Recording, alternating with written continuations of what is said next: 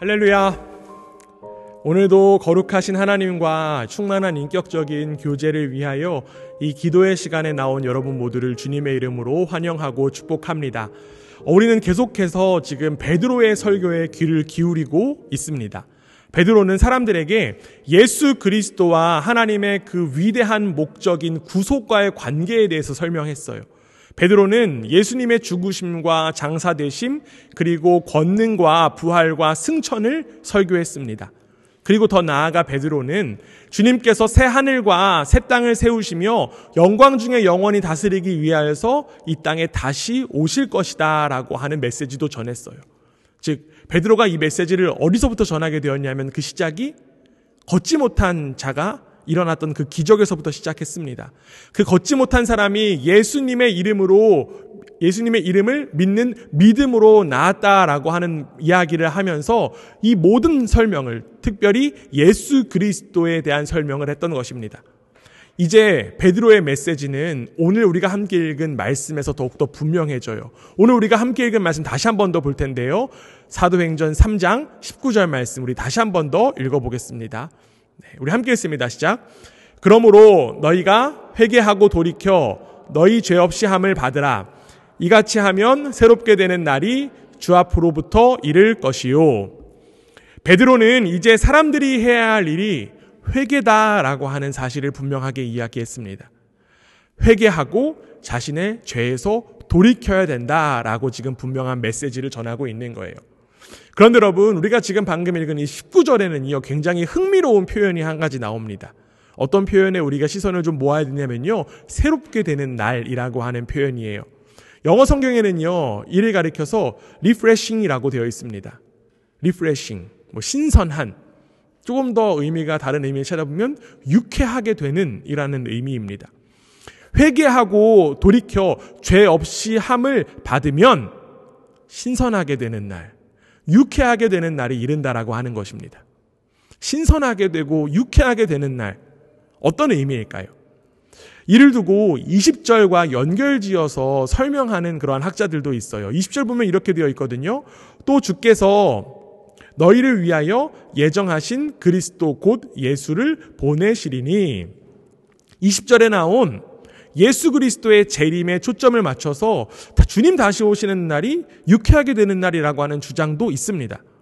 그러나 지금 20절을 다시 한번 보면요, 20절을 우리가 19절과 너무 연결지어서 볼 필요가 없다라는 사실을 확인할 수 있는데요. 왜냐하면 20절의 주어는 바로 하나님입니다. 하나님께서 예수님을 보내신다라고 되어 있어요. 19절에서 보면은요, 유쾌하게 되는 날, 그것은 사람의 일에서부터 시작돼요. 그런데 그 날이 어떻게 되냐면 회개하고 죄사함을 받는 것부터 시작합니다. 즉 사람들의 회개에서부터 시작해요. 정리하자면요, 유쾌하게 되는 날은 재림에 대한 이야기를 하는 것이 아니라 회개함으로 인한 구원의 축복을 이야기하고 있습니다. 지금 19절에 나와 있는 이 유쾌하게 되는 날은 바로 구원에 이르는, 구원으로 통한 우리 가운데 허락된 축복이라는 거예요. 그렇다면 여러분, 이 구원의 축복은 무엇일까요? 베드로는 구원의 축복에 관하여 19절에서 지금 분명하게 이야기했어요. 구원이란 질식 상태에 이르렀다가 신선한 공기를 마시고 생기를 되찾은 사람에 비유될 수 있습니다. 조금 더 구체적으로 우리가 19절을 의역하면 이렇게 될 수 있어요. 여러분이 회개하고 이 메시지를 믿으면 가장 영광스러운 생기를 얻게 될 것입니다. 여러분은 그동안 숨막힌 열기 때문에 거의 죽었다가 갑자기 신선한 공기를 마시는 사람처럼 될 것입니다. 구원의 축복에 대해서 새로운 공기, 신선한 공기에 대한 이야기를 하고 있어요. 이 베드로의 이야기에 시선을 모으면 결국 구원의 축복이란 이전과는 다른 새롭고 신선한 생기를 마시는 것이다 라고 이야기할 수 있습니다. 그렇다면 우리는 여기서 한 가지 의문점이 들 수 있어요. 도대체 베드로 사도는 구원을 왜 이렇게 설명했던 것일까요? 왜 공기, 바람과 같은 단어로 구원의 축복을 설명했던 것일까요? 굳이 유쾌하고 새로우며 신선한 공기와 같은 이러한 표현으로 구원을 설명하고 소개했던 것일까요? 이 베드로의 발언의 시작은 우리가 앞서 살펴본 사도행전 2장에서부터 시작해야 마땅합니다. 사도행전 2장에는요, 어떤 사건이 있었습니까? 그쵸? 제자들과 여러 사람들이 함께 다락방에 모여 있었어요. 이들은 유대인들이 무서워서 벌벌 떨면서 문을 잠그고 두려움 속에 있었습니다. 그런데 갑자기 이들 가운데 어떤 일이 일어났냐면 우리 함께 말씀 찾아볼게요. 사도행전 2장 2절입니다. 사도행전 2장 2절 말씀입니다. 네, 우리 함께 읽습니다. 시작.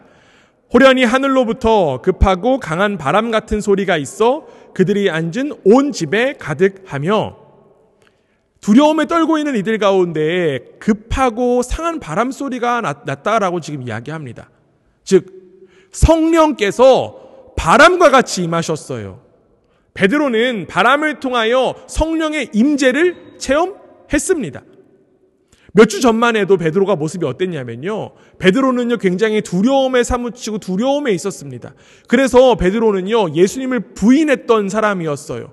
그런데 지금 그가 충만해지고 능력까지 나타나기 시작했습니다. 활력이 드러났어요. 이제 그는 담대해졌고요, 확신이 있었고요, 자신감이 넘쳤습니다. 그래서 그는 관료들을 비롯한 사람들에게 설교할 준비가 되어 있었어요. 그렇기 때문에 주저함 없이 사람들을 꾸짖고 이들을 무지하다라고까지 이야기할 수 있었던 것입니다. 마치 그는 되살아난 어떤 사람, 되살아난 거인과 같은 존재가 되었습니다. 여러분, 도대체 베드로에게 어떤 일이 일어나서 그랬던 것일까요? 어떤 일이 일어났을까요? 우리가 방금 읽었던 사도행전 2장의 말씀을 보면 그는 성령의 임하심으로 말미암아 되살아난 거예요. 베드로는 성령의 임재로 인하여서 되살아났습니다. 그는 성령의 세례를 받았어요. 그에게 성령의 강한 바람이 임했습니다. 그렇기 때문에 안진뱅이였다가 고침을 받고 하나님을 찬양한 그 사람의 말을 듣고 그를 보려고 모여있는 사람들에게 베드로는 공기, 바람의 비유로 구원의 축복을 설명하는 것이 굉장히 자연스러운 모습이었다라고 이야기할 수 있습니다. 그는 자연스럽게 이렇게 선포한 거예요. 회개하십시오. 죄에서 돌이키십시오. 유쾌하게 하는 날, 새로운 공기가 나오는 날이 주 앞으로부터 이를 것입니다. 라고 강력하게 선포했던 것입니다. 베드로와 같은 이러한 비유는요, 성경 다른 곳에서도 언급되고 있습니다. 대표적으로 요한복음 3장에 누가 나오냐면요, 요한복음 3장에 니고데모라고 하는 사람이 나와요. 니고데모라고 하는 사람과 예수님과의 대화 속에서도 지금 이 베드로가 이야기한 공기, 바람과 같은 이야기가 나타나 있습니다. 우리 말씀 한번 찾아볼게요. 요한복음 3장 4절이에요. 우리 함께 읽습니다. 시작. 니고데모가 이르되 사람이 늙으면 어떻게 날 수 있사옵나이까? 두 번째 모태에 들어갔다가 날 수 있사옵나이까? 니고데모는요, 예수님께서 말씀하신 거듭남에 대해서, 다시 태어남에 대한 것을 이해하지 못했습니다. 그러다 보니까 지금 뭐라고 이야기합니까? 엄마 뱃속에 다시 들어갔다 나와야 되는 건 아니냐라는 그러한 질문을 하고 있어요. 그런데 이러한 니고데모의 이야기에 예수님의 대답, 이렇게 이어집니다. 요한복음 3장 7절에서 8절이에요.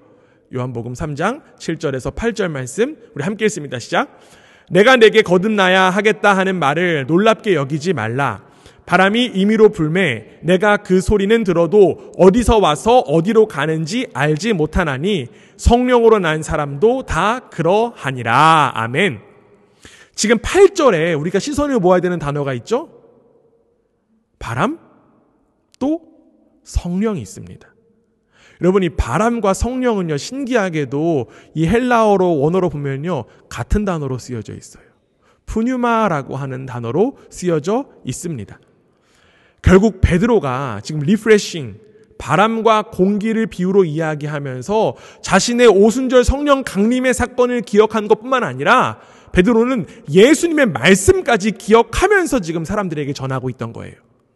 성령으로, 바람으로 새롭게 된다라는 사실을 지금 분명하게 이야기하고 있습니다. 사랑하는 교회 여러분, 우리에게 구원은 이렇게 임하는 줄 믿습니다.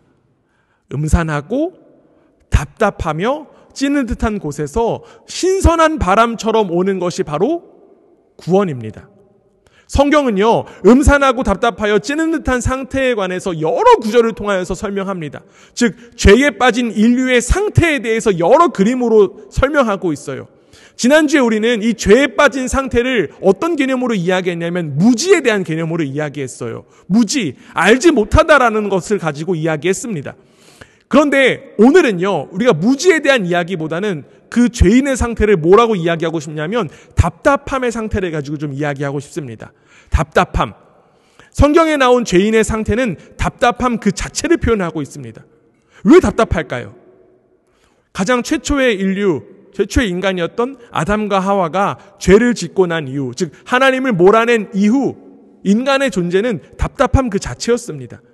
마치 창문도 없고요, 출구도 없어서 실내의 열기가 찌는 듯한 답답한 상태가 바로 죄인인 인간의 모습이었다라고 하는 거예요. 인간은 답답함을 극복하고자 수많은 노력을 다하지만 애를 쓰면 쓸수록 답답함은 더욱더 심해져 갔습니다. 이러한 모습은 단순히 성경 속에서만 나타나는 이야기만이 아닙니다.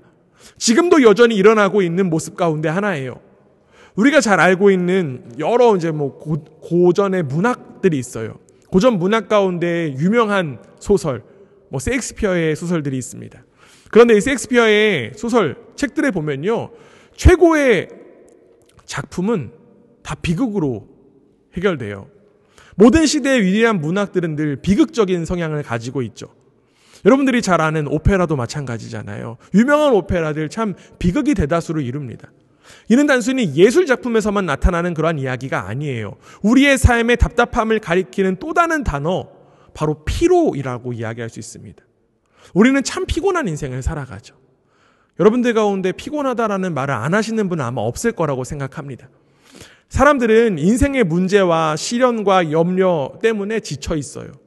우리는 늘 이러한 문제 가운데 둘러싸여 있습니다. 삶은 늘 이런 것으로 가득 채워져 있는 것 같아요. 그렇기 때문에 이 피곤한 인생 전투로 여기는 사람들이 참 많습니다. 결국 우리는 창문도 없는 방에 갇혀서 서로의 숨을 공기로 호흡하고 있는 답답한 사람들이라고 이야기할 수 있어요. 공기는 오염됐고요, 뜨겁고 답답할 뿐입니다. 이 답답함을 제가 경험해 본 게 여기 아무도 없으시겠네요. 네, 군대 화생방훈련에서 저는 경험해 봤습니다. 그 답답함이 우리 인생의 너무나도 자연스러운 모습이다라고 이야기할 수 있어요. 여러분, 가장 답답한 상태가 무엇일까요? 우리 인간의 생애 가운데 가장 답답한 그 순간이 언제일까요? 바로 죽음이 가까이 올 때입니다. 죽음이라고 하는 두려움이 우리 가운데 가까이 올 때 가장 답답해요. 인간은 죽음에 대해서 아무것도 할 수 없습니다. 죽음이 우리의 삶을 늘 압박합니다. 그러다 보니까 인간은 늘 압박과 답답함으로 인하여 피로에 쌓일 수밖에 없는 거예요. 결국 지금 베드로 사도가 이야기하는 이 죄인의 답답한 상태가 바로 그 당시에만 있는 것이 아니라 우리의 현실이다라고 이야기할 수 있습니다. 우리는 도무지 이길 가망이 없는 싸움을 하고 있다라고 하는 느낌을 받습니다. 우리를 답답하게 하고 피로하게 하며 압박하는 그 무언가가 바로 늘 우리 곁에 있어요. 그러나 예수님은요, 우리 가운데 이러한 말씀하십니다. 우리 말씀 한 번 더 찾아볼게요. 마태복음 11장 28절입니다. 함께 읽습니다. 시작. 수고하고 무거운 짐진 자들아, 다 내게로 오라. 내가 너희를 쉬게 하리라. 아멘. 예수님은 우리를 향하여서 은혜로운 초대를 하세요. 우리는 앞서 이야기한 것처럼 수고하고 무거운 짐을 늘 지고 있으며 우리의 인생을 방해하는 것들과 늘 싸우느라 극도로 지쳐 있습니다. 그래서 우리는 탈진합니다. 이대로 내가 얼마나 버틸지 잘 모르겠어요. 심신의 피로가 있고요, 노이로제도 있고요, 스트레스들, 우리의 현재의 질병이다라고 해도 과언이 아니죠. 특별히 스트레스, 대부분의 질병의 원인이 바로 스트레스에서 비롯된다라고 하는 이야기들, 매스컴이나 뉴스에서 충분히 이야기하고 있습니다. 수많은 스트레스가 우리 사람들을 짓누르고 있습니다. 열기가 사람들을 짓누르지만 공기가 충분하지 못해요. 그렇기 때문에 사람들은 다른 방법을 찾죠. 어떤 방법 찾습니까? 요즘 들어서 많이 발전한 음료가 있습니다. 그게 에너지 드링크죠.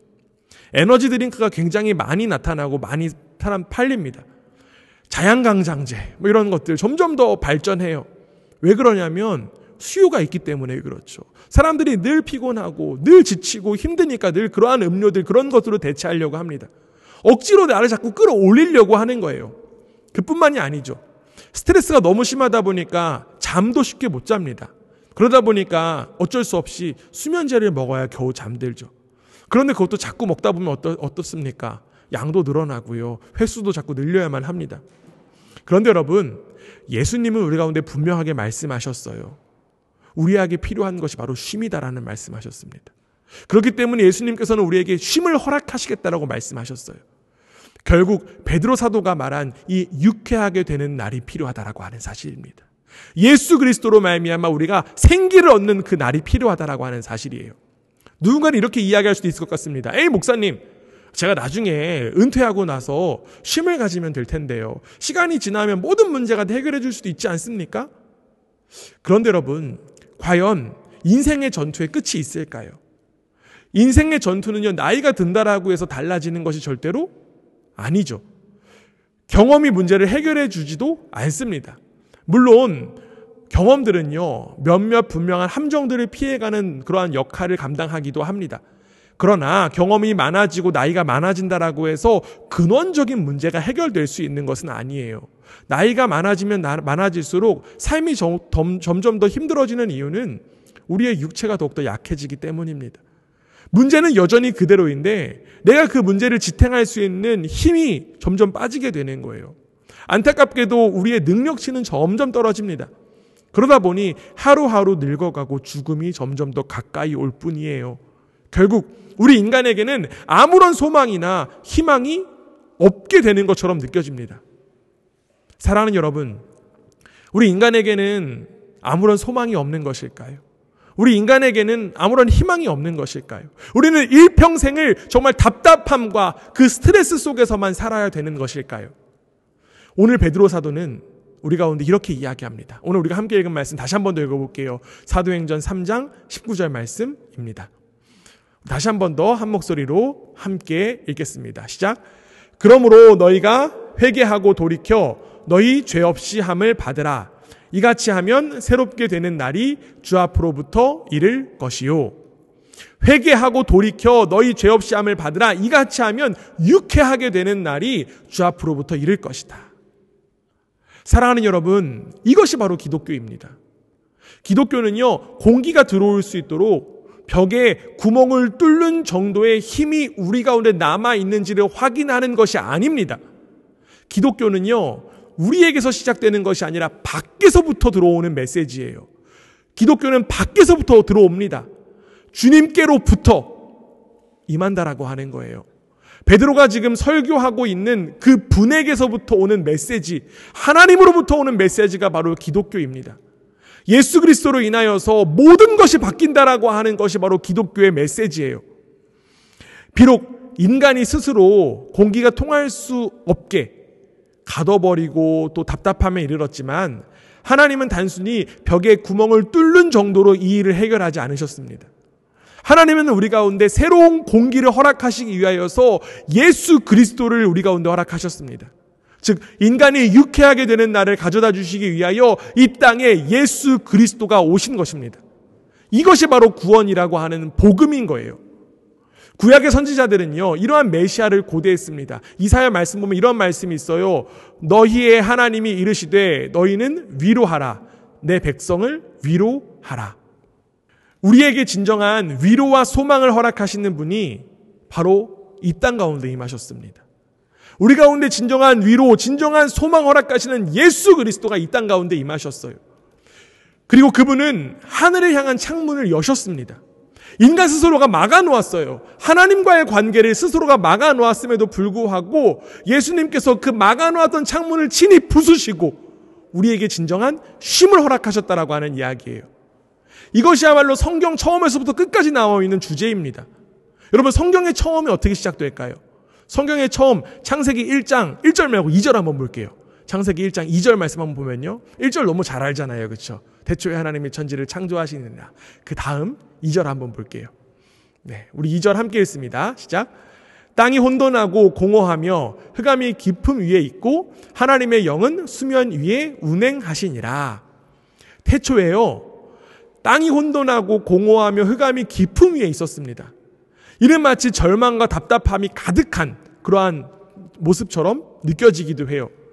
그런데 이러한 적막함 속에서 무엇이 이루어지냐면 창조가 이루어집니다. 혼돈 속에서 창조가 일어나요. 즉 우리가 지금 2절에서 볼 수 있듯이 하나님의 영이 수면 위를 운행한다라고 하는 사실입니다. 하나님의 바람이 불어온 거예요. 전능자의 호흡이 처음부터 이루어졌습니다. 그리고 이제 흙으로 빚어진 인간도 마찬가지로 하나님의 바람, 호흡으로 인하여 살아나는 존재가 되었습니다. 하나님의 그 바람으로 인하여 세상이 만들어졌고 인간이 창조되었습니다. 마찬가지예요. 첫 번째 창조의 순간에도 하나님의 바람이 역사했기 때문에 이제 이 말, 그 새로운 창조의 역사 역시나 하나님의 바람이 필요합니다. 하나님의 바람의 역사가 그때에도 그리고 지금도 앞으로도 계속될 것이다라고 하는 사실입니다. 마치 혼돈과 공허와 흑암이 가득한 이 세상에 예수 그리스도라고 하는 새로운 바람이 이미 불어왔습니다. 죽어가고 있었지만 아무런 희망이 없던 그 자리에 소망의 숨결이 불어왔어요. 이를 두고 마태복음에서는 이렇게 이야기합니다. 또 말씀 찾아볼게요. 마태복음 4장 16절 말씀입니다. 네, 우리 함께 읽습니다. 시작. 흑암에 앉은 백성이 큰 빛을 보았고 사망의 땅과 그늘에 앉은 자에게 빛이 빛이었도다 하였느니라. 아멘. 폐쇄된 공간에 갇혀있던 사람들이 갑자기 바람을 느끼게 되었어요. 우리의 인생을 둘러보면 앞서 이야기한 것처럼 절망과 답답함 그 자체로 느껴집니다. 그러나 여러분, 우리 가운데 소망이 있는 줄 믿습니다. 우리가 대단해서 소망이 있는 게 아니죠. 하나님께서 우리에게 관심 갖고 계시기 때문에 소망이 있는 거예요. 즉 하나님께서 저와 여러분에게 관심이 있으시기 때문입니다. 우리의 소망은 우리에게서 있는 것이 아니라 바로 하나님께 있는 것입니다. 비록 우리는 스스로 하늘을 향한 그 창문을 닫아 놓았지만, 그래서 걸어 놓았지만 하나님께서는 공기가 들어올 수 있도록 그 창문을 여시고 심지어는 부수시고 예수 그리스도를 보내주셨습니다. 그리고 이 창문을 통해 계속적으로 성령의 바람을 불어 넣고 계시는 줄 믿습니다. 이 마가의 다락방에 모여서 열심히 기도한다고 해서 그 바람이 불러일으킨 것이 아니었습니다. 그 자리 가운데 어떠한 바람을 일으키는 기계가 있었던 것도 아니었겠죠. 이 바람은 바로 밖에서부터 불어오는 바람이었습니다. 이 바람은 하늘에서 그리고 영원에서 불어오는 바람이었습니다. 이것이 바로 복음이고 기적의 메시지다라고 하는 거예요. 하나님의 지극하신 관심이 우리에게는 영원한 소망의 숨결로 허락되었습니다. 결국 우리는 이 베드로의 메시지처럼 회개하고 죄에서 벗어나야 합니다. 즉 하늘의 그 바람을 따라 우리의 발걸음도 그 바람에 의해서 돌아가야 된다라고 하는 사실입니다. 새로운 생명의 숨결이 바로 저와 여러분에게 허락된 그 구원의 축복인 줄 믿습니다. 그리고 그 새로운 생명의 숨결로 인하여 새로운 피조물이 된 우리 모두는 이제 새로운 삶을 살아갈 수 있는 자격을 갖게 되었습니다. 그리고 그 새로운 삶을 이끄시는 분이 바로 하나님의 바람인 성령 하나님이신 줄 믿습니다. 그렇기 때문에 그리스도인들은요, 단지 방에서 그냥 걸어다닌다라고 하는 뜻이 아니에요. 아직 타락하지 않았고 나는 꽤 도덕적이며 품위 있는 삶을 살아간다는 것도 아닙니다. 그리스도인은 걷지 못해서 앉아 있다가 회복된 그 사람처럼 걷고 뛰며 하나님을 찬양하는 사람과 같습니다. 즉 그리스도인은 주 예수 그리스도를 통해 하나님의 성령이 임한 사람이라고 하는 사실이에요. 이제 우리 그리스도인들은 자신 안에 예수 그리스도로 인하여서 샘솟는 새 생명, 에너지를 누릴 수 있습니다. 사랑하는 여러분, 우리에게는 하나님의 숨결이 필요합니다. 우리에게는 하나님의 바람이 필요해요.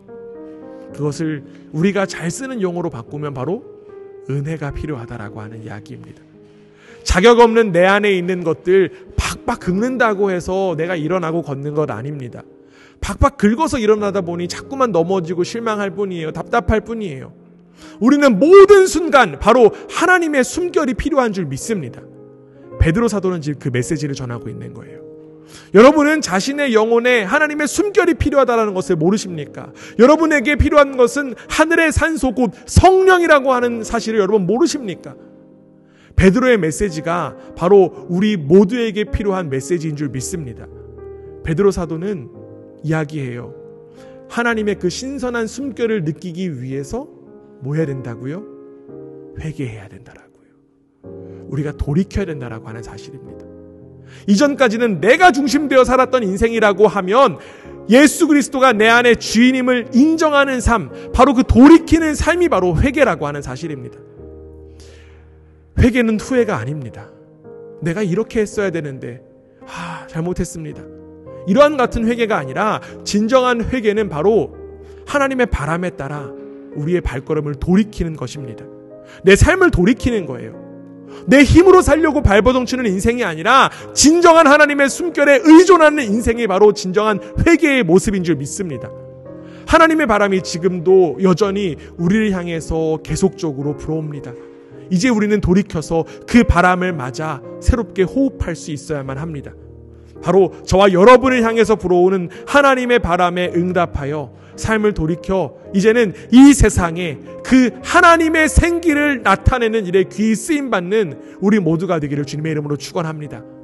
진정한 바람으로 이 땅에 오실 주님께서 다시 오실 그날을 기대하고 소망하며 하늘의 바람으로 귀히 쓰임받는 우리 교회가 되기를 주님의 이름으로 축원합니다. 아멘.